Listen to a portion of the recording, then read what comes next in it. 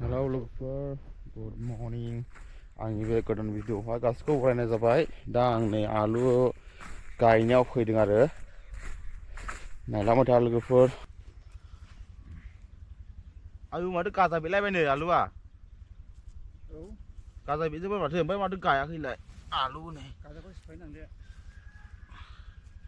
आराम रुथुब दा ओमफ्राय गाजाखौ सिफायनो हारि लोब्रु। ओमफ्राय जेबो खुलिखायाखै इयो? खुलिखायाखैमोन इयो? खुलिनानै सुथेना लाफिनदों? आइयो बेफोरबायदि गाजाया।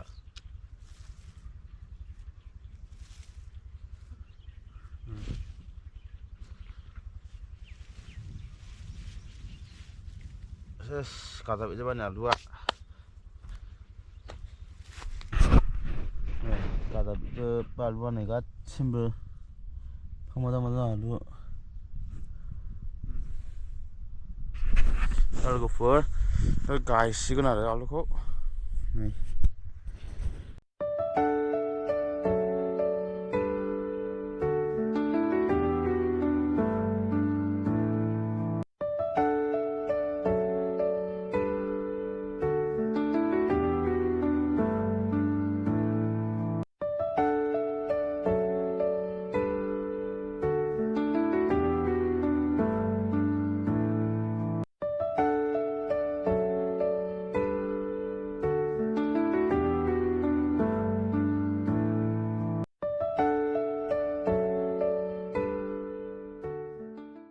नै बाबाया माबागासिनो दं, खनगासिनो दं बाव आलु गोलैनायखौ गायगासिनो दङ लोगोफोर। नै माने हाहां जाबाय आरो गैला, बारा गोबां गैलायानो। नै इसिमल' गायगोन नालाय दा नैबेल'सो आरो एसेनो, ओमफ्राय बेयाव एसे दंबावो बै बरियावहाय। ओमफ्राय दा जों गायजोबसिगोन आरो गासिखौबो। नै आलुआबो दा मोननांगौसै। दा गायजोबनानै नै बेहायबो दङ खाख्लौ, बेहाय सोरबा सोरबा जोगोनारबो होनो, जोंनिजों खाख्लौ होनना बुङो। नै ओरैबायदि गुवार गायदों बिसिम, हासाराबो नै गारफैखाबाय। दा जिगाबल' खोबनांगौसै आरो नै एसे दंबावो जिगाब खोबनोहाय।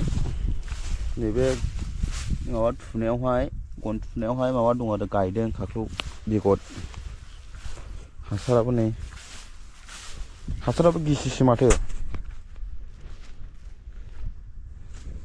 नै बैजोंहायबो दं, बैसिनिबो एवजेनबाय हनै बे खाख्लौखौनो गायगोन बिसिनिबो।